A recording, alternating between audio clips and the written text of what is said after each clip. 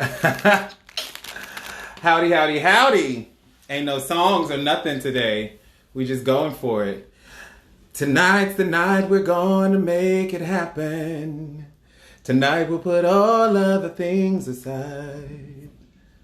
I don't know the next word, but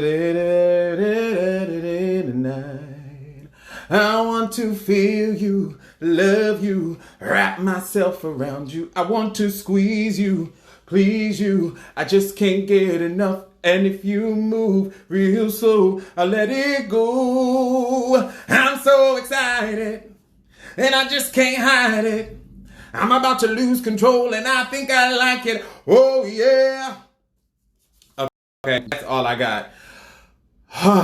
Exhale. Talk about waiting to exhale. Today has been what a day. Hey, Google, what day is it? Oh, right. I had to unplug it in here because everything went haywire before we logged on. But alas, here we are. Today is Wednesday, the 22nd day of July in the 2020th year after our Lord and Savior Jesus Christ was, is that after he died? Or like, I've always wondered this, like, so BC AD, right? Like, his life, what are those? Is it like, it goes whatever BC and then 33 years and then AD? Or is it like BC is all the way up until he died? Or does AD pick up after he died? I don't know. Today is a struggle. But alas, here we are. So we have a lot to talk about. I'm going to be real parched because I don't have any water. It got knocked over. Let me just give y'all a whole drop on today. So, and that'll actually tie into some of the things we got to talk about.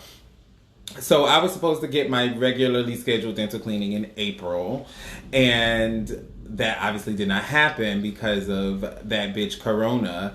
So they kept pushing it back, and I finally was able to go today.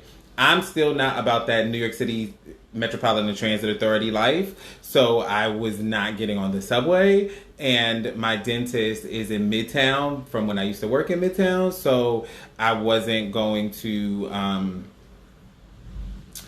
I was gonna drive, but then I was like, there's nowhere to park. So I was like, and you know what, let me try to keep it cute, keep it green, keep it healthy. So I was like, I'm gonna bike. I got my city bike membership reactivated, so I'm just gonna go on over there and bike. And so bike I did from Kings County all the way to Midtown. I've biked that before. I've biked longer than that before, but not in no recent time. And if you're not in New York City right now, it's hot as fucking balls. So, the kid is tired. But that aside, and it's the timing and everything just jammed up with this. So anyway, I biked there. I call myself being efficient. I'm like, let me swing past Trader Joe's wine shop, get myself a little glass bottle. The glass is important, as most wine comes in glass bottles. But let me get a little, a few bottles of wine, keep it cute, a couple rosés, a couple of red wines, and I'm going to bring my jolly ass home. And so I'm on the bike, and what I will say is the bikes, people are there's so many more people out here in the bike lanes, right? And biking in Manhattan has always been kind of curious and precarious, like, because you have people who are just on their own program and are going to do what they want to do. Drivers, and I'm guilty of this when I'm a driver, just don't have time for bikes. Pedestrians think that, like, they can get hit by a bike and be unscathed, or like they just don't give a fuck. So they, it's just kind of like playing a video game. But I'm like, okay, fine, we're going to ride it out, pun intended. And I go to the Trader Joe's, and the new thing now though is a lot of new people, and then you have these things.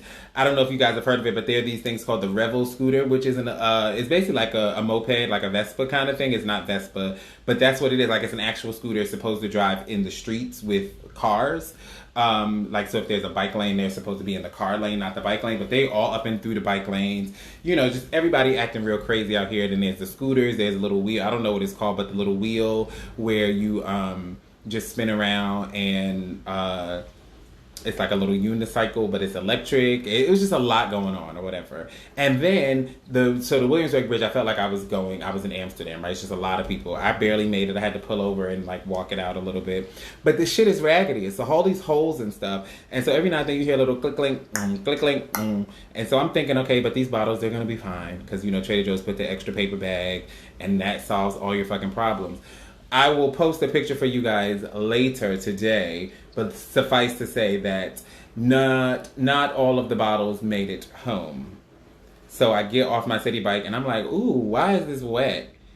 Fucking water everywhere, except it's not water. And at first I was thinking it was water because I didn't tell you at this part, I got caught in the rain. So I was like, oh, maybe that was the water from the rain, but it wasn't that raining that hard. Child, one of the bottles broke. And I was upset because it was the most expensive bottle and the one that I had not yet tried before. It was like the new one I was trying.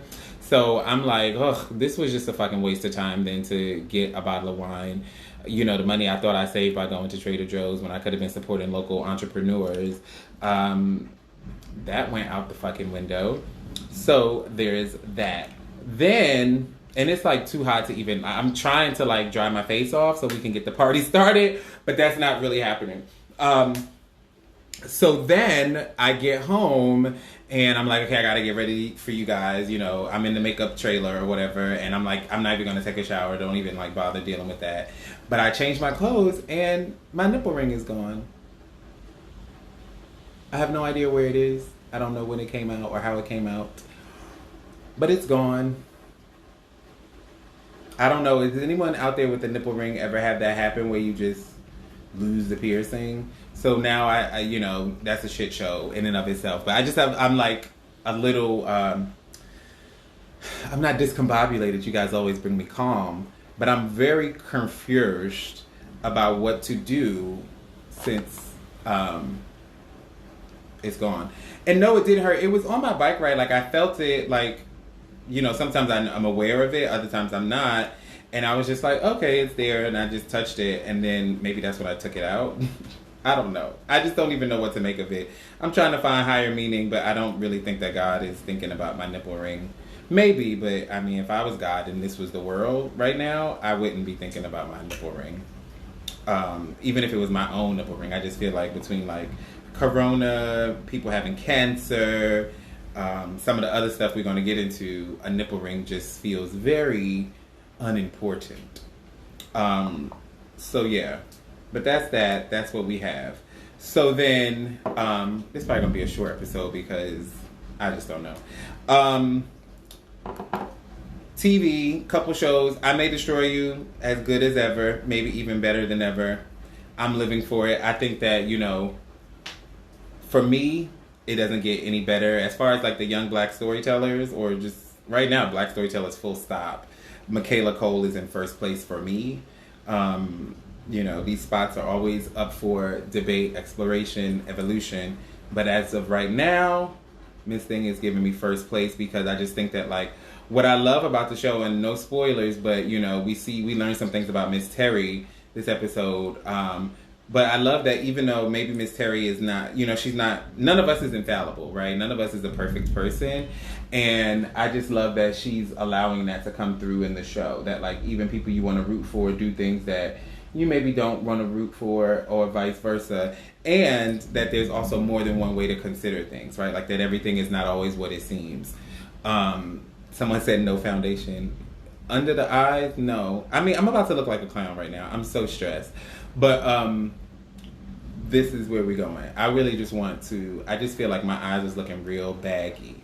So I just wanted to really blast them open.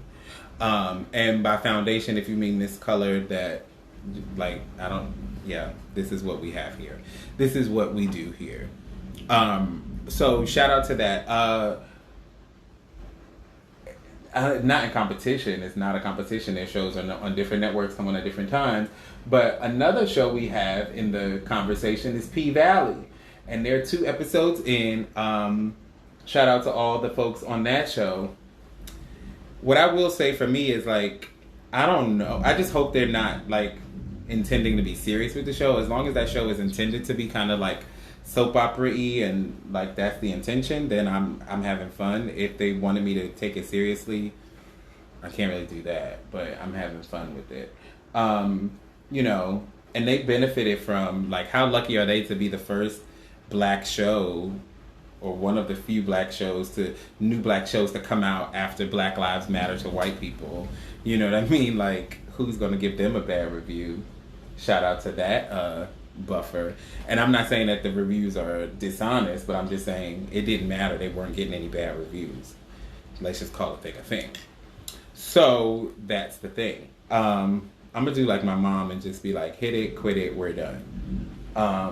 With the face. So yeah, so those are the two shows that I've been watching. I've been watching a lot of YouTube, as usual, but nothing really worth talking about. But I'm supposed to be going to a party with this look, but now I just look crazy. Let's get excited. Oh boy, so this is gonna get heavy in a second, but not yet. So I went to the dentist, and what was fun with the dentist was nothing. I actually am gonna have to spend a whole bunch of fucking money. But did you know that apparently cavities are way up because of coronavirus? That everyone's just like sitting at home on the couch, eating and not brushing their teeth. So shout out to dentists everywhere who are enjoying an uptick in, you know, customers. What do they call patients? I mean, you know, the thing I really hated about going to the dentist is that I hate, especially in America, that in our medical system, that we ever have to have conversations about like necessary care versus ability to pay, or even just like the cost in general. Like, sure, if you want to get, you know, top of the line or like something super deluxe, then maybe we can talk about what that costs. But to just be like, so I got $10. Y'all say these things cost $30. Which one of these three things do I need to do first? You know, not like, okay, well, we'll just get that all done. Let's just do standard issue. You know, so that is very frustrating. I just keep thinking about this damn nipple ring. Like, where did it go? Like, how do you lose a whole nipple ring? Has anyone? I need someone to tell me that they've experienced this and that it's going to be okay. Is it going to be okay? Just kidding. But yeah, so that's that on that. The other thing I was thinking about, so apparently my teeth didn't make it out of Corona unscathed. My sofa has not made it out of Corona unscathed. You need to put something in there now. Okay, but like, what? I mean, I figure it's going to close up. I think it's a done deal on this. I would rather it close up than me jam something random in my body and I get an infection or something, especially during this time or in this climate. It wasn't even fully healed to begin with. Oh, maybe I could put a bobby pin, an earring. No, I don't have any earrings long enough. And I'm gonna wear an earring until when? Like, I think it's a done deal with this, but I just want someone to tell me it's gonna be okay before I start crying. I want to feel you. Look what you done to me. Oh, ow. So look on YouTube. All right, logging out, going on YouTube. But the next thing I wanted to talk about. Also, I saw a man today, like, just literally lay out in the street. I mean, he clearly wasn't mentally well, but it doesn't change what he did. He literally just laid out in front of a car and was like, this car hit me, and then started, like, videotaping himself and wouldn't get out the street. I don't know how it ended because I was kind of running late for my appointment, but that's what happened. We're just going to put on a little lipstick, and we're done. Everything is just so struggling today. Let me tell you about the way things are. I'll tell you what it is. Da da da da da. Thank you. Homegirl said it's gonna be okay. Okay. Now, so what I want to talk about next. How many of you guys saw Andrew Gillum's little unsolicited announcement?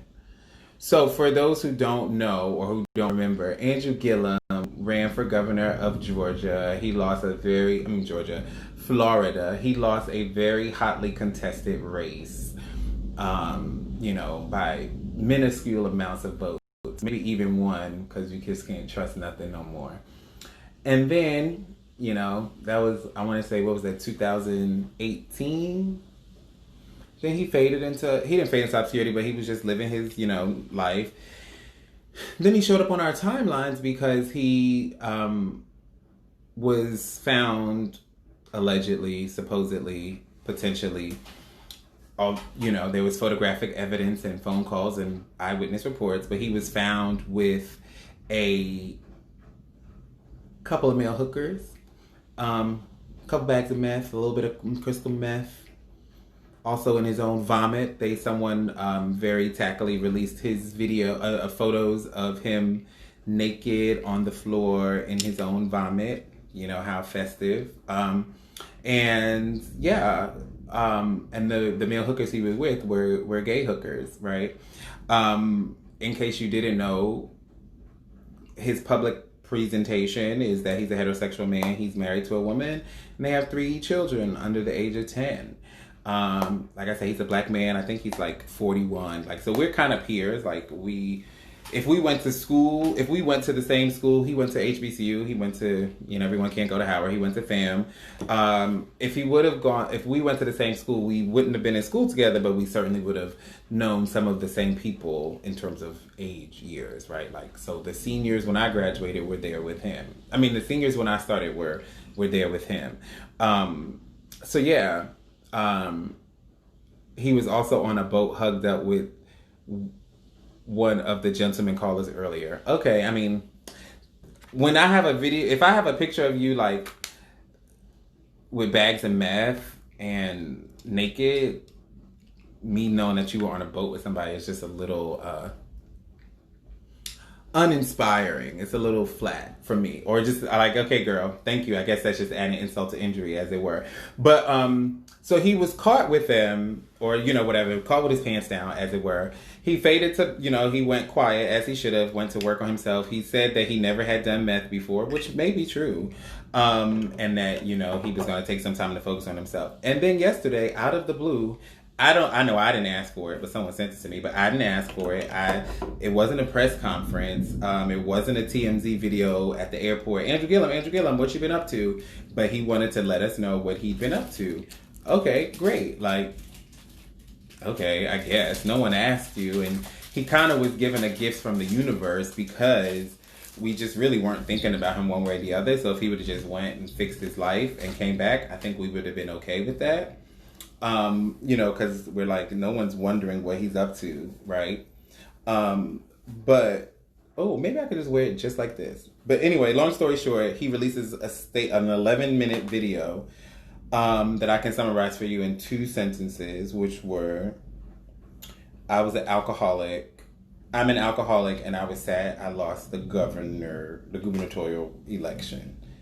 I'm not saying that that's not true, because that could be true. I mean, I hope it's true, just because it's weird if you start lying about being an alcoholic. But what I will say is it still left me with a lot of questions, right? Kind of all of them related to everything that transpired. And the top of them is just kind of so are we not going to talk about the queerness of it all? I'm not going to call you gay. I'm not going to call you whatever, but I'm saying that based on the evidence, the alleged evidence presented to me, it seems that your sexual identity is anything but 100% heterosexual, that's your identity, right? You are allowed to identify and are encouraged to identify however feels comfortable and real for you. But then I started having private conversations that ranged the gamut from just, you're so beautiful, we're all in agreement, to some hotly contested ones. And the most hotly contested of it was someone who was saying that, I should say, in all of the conversations, depending on how we felt, we ended on different sides of this, but we were discussing whether or not he needed to share what that sexual identity was and, basically what happened on the night in question. And I believe that at the end of the day, right, everything we can preface with is that no one owes us anything unless they've committed a crime, and they don't owe us anything. They owe the courts something. But especially public figures, especially public figures, I think do owe us things when they show up and give us, videos we didn't ask for. And also when you live in the public eye, that like you can't have it both ways. Like I said, you can't benefit from the successes and the bounty that comes with being in the public eye and then be 100% private. So at the end of it, it is what it is. So we're just going to talk about it. That being said, and so when we were debating it, it was like, should he have said anything about it? Does he owe us coming out, etc.? I'm like, yes, child, he does. And I'm just going to keep it 100. This may be the unpopular opinions, but I just am really losing patience for like grown ass people who are not out. And for like, it's a few things. One, I just want us to be able to talk about how the concept of a closet, right, is rooted in homophobia and is thus in turn homophobic, and us perpetuating the concept of closets and us perpetuating that people should be able to just be private about their sexuality is fundamentally homophobic. It is not respecting people's privacy or space. We do not respect privacy or space around race. No one thought it was incorrect to highlight what Rachel Dolezal's actual genetic genealogy was, right? Because the truth don't change, girl. You're saying you're white, you're not. So then if we're to believe, you're saying you're black, you're not. So if we're to believe that sexuality, like race, is something that we're just born with, it's just happenstance and how we are, and that all sexualities are valid and okay, then why does it have to be a big fucking thing? And that the reason why it will continue to be a big thing is when the grown-ups don't go and make choices to be grown-ups and just be like, okay, here's the deal, this is me. Now what I do think is their private business is like, if his wife knows about wherever he is on the spectrum and she's fine with it, that's y'all business. You know what I mean? And all of this could have been your business had you been a little stealthier and a little slicker and not been caught on these streets doing whatever you was doing, allegedly. But I do think that, like, if you're going to say something, you know, if I'm going to tell it, then I got to tell it all. Damn near cried when my nipple ring fell out. But you need to just come up, give us the whole story. And I think that, like, even just from a strategy perspective, both personal branding and political strategy, I felt like that video was dumb because it didn't position you, like, the people that don't rock with you because you may be queer or that you may have been with the gay hooker, they're done because the video told them everything they needed to know. So they're done. The people that might throw you a pass at least want answers and want to know perspective. I think what he should have said when he was done, like, I think we needed some years, is to just come back, you know, be snatched, come back cute, have a whole boyfriend, and just be like, child, being in the closet was so oppressive and we need to dismantle those for everyone, because I was one of the worst examples where I wound up, you know, using hard drugs and getting hookers, and that was something I did, but it's not who I am. And blah, blah, blah. And you can read about it in my book and watch the full interview with Oprah or Diane Sawyer or whoever is doing those hard interviews. You know, and I think that would have at least given him an opportunity to present something different and really meaningful. But so the argument I got with the person was just saying, like, but people need space and time. And I'm just like, you know what? I'm not asking anything of anyone that I haven't done myself, right? I had to check on myself, like, well, am I asking too much? And I think that, like, especially for people who can pass or who are trying to pass, they really have to understand. And when I say pass, I'm talking about people who are not clocked as gay, right? Like, who, if they tell you they're straight, at worst, you're like, I don't know. But you're not like, okay, bye. Like, that can go on dates with women because they're sold and blah, blah, blah. They want space and time. And that's cute. It's luxurious. What a gift. What a gift to be able to just take 60 years, Caitlyn Jenner, 60 years to just figure out who you are and then do it in style, in safety. What a gift to live your whole life as a white man and build a whole career and riches and everything as one of the most, you know, the most powerful position in our society, living as a cis hetero white man, and then decide in the sunset after you have the riches that you now want to transition. Great. I'm happy that you got there, but, like, let's not ignore the fact that that's how, like, that's what all that was built on. And there, you know, are trans women in poor communities who are walking around looking very obvious and risking it all without the protection of money, wealth, and security guards. And so too is true for, you know, gay men who don't have the luxury of being like, well, I just need time. And it's like, we wouldn't have this patience for a really fair-skinned black person who could pass for white and was passing for white. No one would have time for that. No one. No one would have any time for that because it's incorrect. And I think this is the same thing. So then the next question becomes like, are we supposed to out people? You know? And that's a really tricky question because I think that the answer is, I think we should never be malicious towards anyone. And like doxing is trendy now and people, you know, like I don't think that it's our place to ever reveal something about someone that they didn't share. Like that's just sticky and messy, and that's not maybe the best practices as a person. But I also don't know that it's our place to protect things that we know to be true from our own experience, whether that was because we saw you at the club or because we dated you or because we opened your laptop and saw your porn. Like, I don't know that, like, at what point do, you know, it gets a complicated question. I want to hear from you guys, like, what you think about that. Because, yeah, I'm, like, melting, which I kind of love. I think I look very, like, I've been having a party. But, yeah, but I just think that, like, my main point is the concept of closets is rooted in homophobia and presupposes that homophobia will continue to exist in perpetuity, and that it should exist in perpetuity. So we should give people time and space. And I think if we're going to decolonize our minds, it's going to be hurtful. It's going to be expensive. Some of us have already paid, and, you know, other things. Some of us have prepaid. Some of us are on a long-term payment plan. And some of us now need to go ahead and, you know, pull out the credit card and pay our fee and put our part in Venmo, however you live. Maybe not Cash App, because I hear that's not very secure. But, you know, the other stuff. Oh, this is fun. This is fun. This is fun. This is fun. This is fun. I want it to stick out a little, though. I don't want it to go in. I have some hairspray, but I don't know if that's going to do what I need it to do. Tap like if you think this is fun. But I do.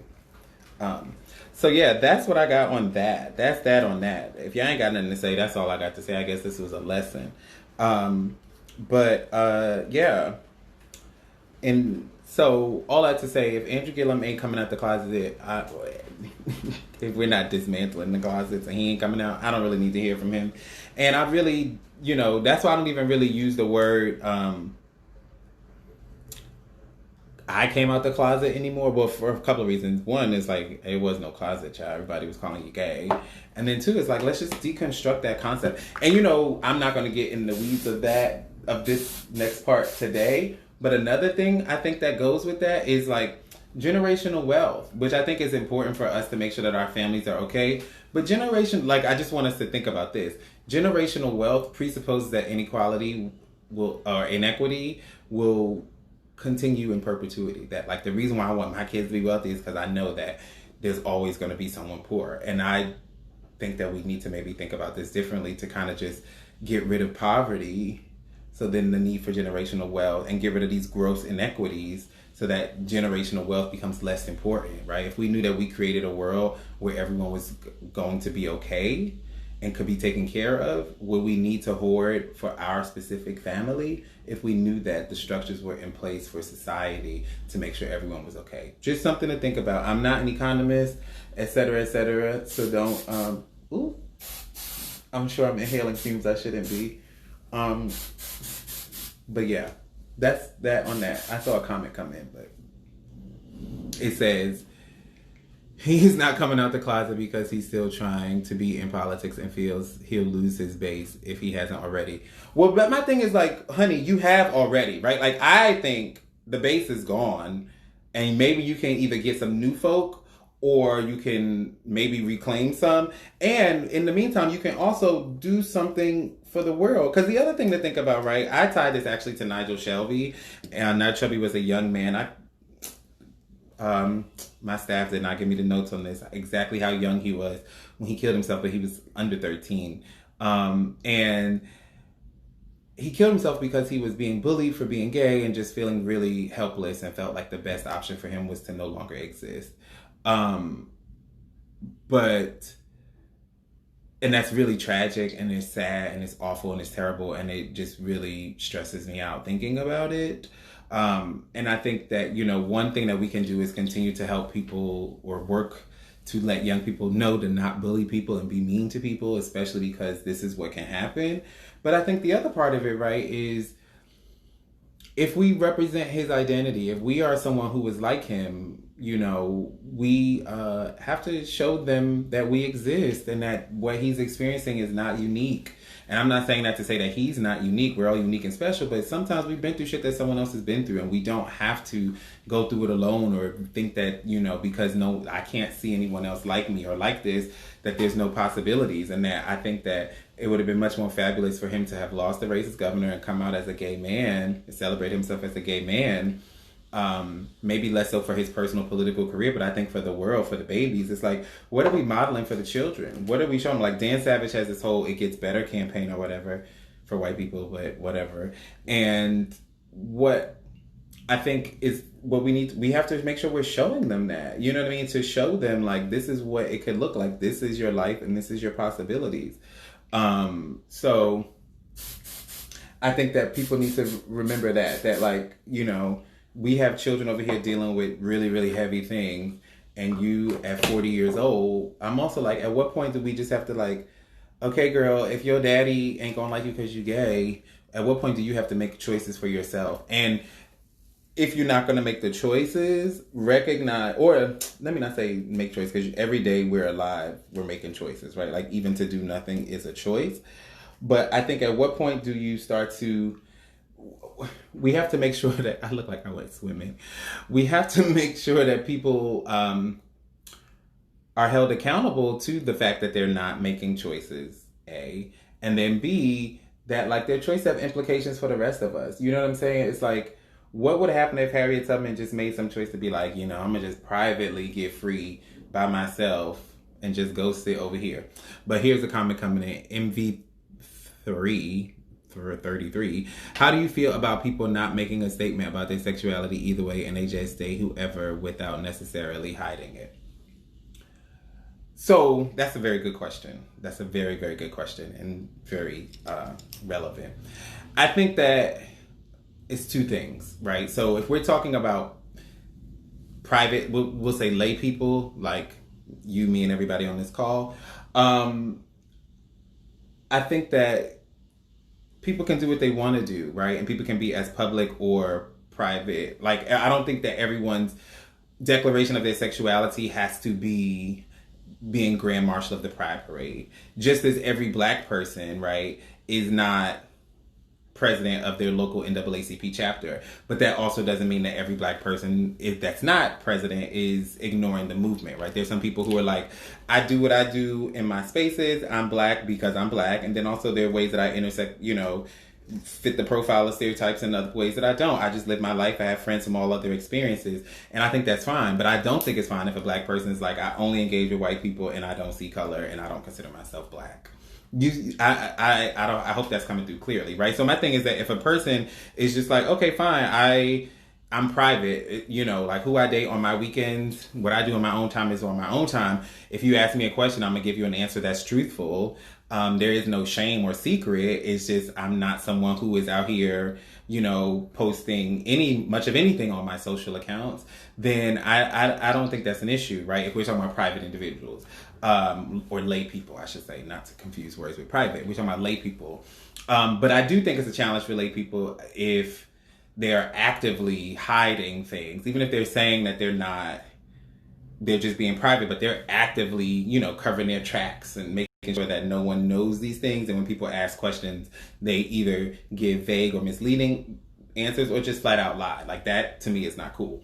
Now, if we're talking about public figures, I think what is private and will always be private and should always be private and is private for all people, however they choose, is like who you fucking in terms of name, dates, locations, and positions. That I think is business. But if we're talking about a public person and you're queer, I would feel betrayed or disappointed the same way. If a public figure knows that they're queer, wherever they are on the spectrum, and I would argue that perhaps if you don't fall into the explicitly gay category, this is a great opportunity to come forward and create visibility for other people to understand all the different, ways to be. But they, I think that they do have an obligation to be explicit and bald. And it's because if gay is not bad, if being bi is not bad, then why is there any pause around it? Now, if you don't want to talk about whether you're single, dating, married, I think that's fine to keep to yourself. Even if you're a public person, you know, we don't know some celebrities, we know all their business, and then some celebrities we don't know much about them. But the way I look at it is like this. If a black person, like, let's say black people are not being let into Harvard, right? Like back when that was a thing, because it was. And then a light skinned person who could pass for white gets let in. I think that's great. That's awesome. But it's only helpful to the community if the person lets them know once they get in and graduate, you know, once they get in and are good, that, hey, I'm black and I'm competitive. So all your beliefs that black people can't compete here, that's not true. It's not helpful to me for them to just get in and be like, oh, I keep my race as my business, especially if I'm someone, because I am someone who doesn't have the benefit of being able to say, you know, I'm not black. So, a question follow up. So, for example, you think Queen Latifah is problematic because she's never made a statement, but doesn't seem like she's hiding anything to me. Oh, why do y'all bring up Queen Latifah? The reason why I let out a heavy sigh is because I love Queen Latifah. I really do, but I do think it's incorrect. And I do think, I'm going to say it's incorrect. I will say I think it's a missed opportunity. I think that there's an opportunity to show us an explicit, to show us like this is one of the many ways it can look. Now, I will agree that I don't think that Queen really, like, you know, tries to hide, but I do think that she asked people not to ask her, because I know that when Wendy interviewed her on the radio back in the 2000s, Queen Wendy did not ask that question, and Wendy got a lot of flack for all the kids in New York who followed her back in the day when she was on BLS. Wendy got a lot of heat from her viewers for not asking her that question, because that's what everyone wanted to know. And Wendy defended her decision to not ask her and felt that Queen Latifah was, like, she said she was one of a handful of people who had earned her respect such that she wouldn't violate questions, you know, like certain personal questions that they didn't want to ask. But I just think that at the end of the day, no one would have a problem asking her, are you black? You look Jamaican. Is your mother Jamaican? You'd be like, no, she's not. You look Indian. Is your mother Indian? No, she's not. Or yes, she is, or whatever it is. Like, no one would think that those are like personal questions. You know, did your mother abuse you as a child? Personal question. Maybe you should volunteer that first, right? But and then we can talk about it then if you volunteer, but I don't know that you should jump in with that. So yeah, so that's how I feel with that. You know what I mean? Now, if Queen Latifah just lived on the block, it's like, okay, girl, do you? You know what I mean? But again, I do feel like if asked and you say no or you evade, then you are being dishonest, right? Like, that is, to me, is the line where it's like, if you're saying that if someone asks, you'll say this is what the answer is, then I think that you're walking in your truth, right? You're just saying, I don't really, just like if people are like, nobody know much about me, I keep a low profile, people on my block don't know where I work, don't know if I live by myself or whatever, cool. But I think that if you're not giving an honest answer when people ask, then it's dishonest, you know. I don't think it makes you like, we all do things that are incorrect and we all miss opportunities. So I'm not saying these people need to be like, some of them, like, I don't know that Queen Latifah needs to be canceled, but I do think that it's a missed opportunity. And it's like, again, thinking about like, what about all the little girls like her in Newark and all the Newarks of the world that would benefit so much from like an explicit understanding that, like, wow, this is what's possible for my life because someone who looks like me and is like me was able to accomplish X, Y, and Z. Not just in terms of accomplishment, but then remembering also that, especially because a lot of people live in communities where they don't have first-person queer role models, they're like, you're all they get to see about queerness. So now we're modeling for the children that you should be ashamed of how you are and they should just be kept private, while your straight friends get to have vision boards and Pinterest boards that they share with the world about what their baby's going to be named before they even have a date. You know what I mean? That they get to talk all day and exchange memes publicly all the time about their very heterosexual lives, which I think they should be able to, but you should be able to join in on that fun too, beloved. In certain situations, it is unsafe to disclose sexual orientation. That's very valid. And I think that that's part of why outing people can become, incorrect, like not just incorrect but dangerous, because certain communities people will do that. But then I'm not suggesting that, right? For persons like, I will die if I'm out. I think the answer is clear there on what choice they should make. But if it's not, I'm saying then do what allows you to live in a way, live. But that's not what I'm talking about. I don't think that it's unsafe. As far as I understand, I don't think it's physically any more unsafe for Andrew Gillum or Queen Latifah, hypothetically, allegedly, to disclose their queer orientation than it is for Andrew Gillum to be photographed with crystal meth and his own vomit. So yeah, so that's what I got on this, kids. It is raining, it's pouring, my love life is boring me to tears.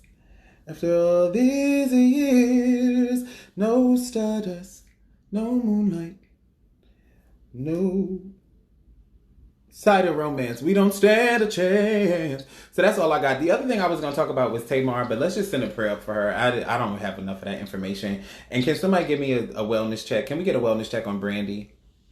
Can we get a wellness check on Lil Brandy? Because I just want to make sure. You like these bangs, huh? Thoughts on Kanye? Nope, I don't have any. Not at this time. Next question.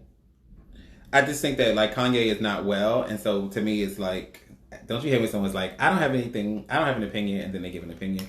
I think Kanye is not well, and I think that it's unfortunate that like our news media is exploiting that and like, really digging their heels in on like making sure we get every moment of this unraveling. I hope that he gets well, but I just don't find any joy in watching him unravel, and I also don't think there's any point. And this looks like her. This looks like these bangs are Rose from Don't Tell Mom the Babysitter's Dead. But I think he, it's a waste of my time to try to make sense of someone that is clearly not in a right mind. It's like if your friend is super drunk, right? And not saying that being bipolar is the same as being drunk, but if your friend is super drunk at a party and is talking crazy, you don't sit there and try to rationalize what they talking. You either walk away or you just like, okay, girl, what? And I just like, with Kanye, I'm gonna just walk away. Comments on Kim Kardashian's recent tweets. I didn't see them. I've been looking for my nipple ring.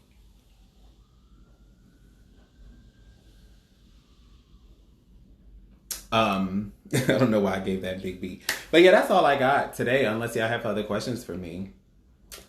After all these years, I'm right on top of that, Rose. She smoked so many cigarettes in that movie. Everybody. Just, can you imagine sitting in someone's office and they just smoking a cigarette while you're like taking notes? So if they're like, so I need to know the report. I guess we're about to get there soon with people with weed. But yeah, so that's all I got. I'm a sweaty mess. I'm a stressed mess. I'm not here for doxing people. I'm not saying that you need to drag anyone out the closet, right? Like if you shouldn't be out here playing super sleuth, but I think that we have to dismantle closets. And I think part of dismantling closets is us just like being like, well, this is what I know to be true. And that's us, the individual in question, and then also us who know something to be true. Maybe unpopular, but one day it will be. One day y'all will catch up to me. In the meantime, choose joy. And get a fucking towel. And don't lose your nipple ring. And don't break your wine. Enough is enough is enough. I can't go on. I can't go on no more now. Y'all can screenshot this if you want. I love when you guys send me the screenshots, TBH, because I'm so vain. I always dreamed I'd find a perfect lover, but he turned out to be like any other man I love raining, pouring, and we stand.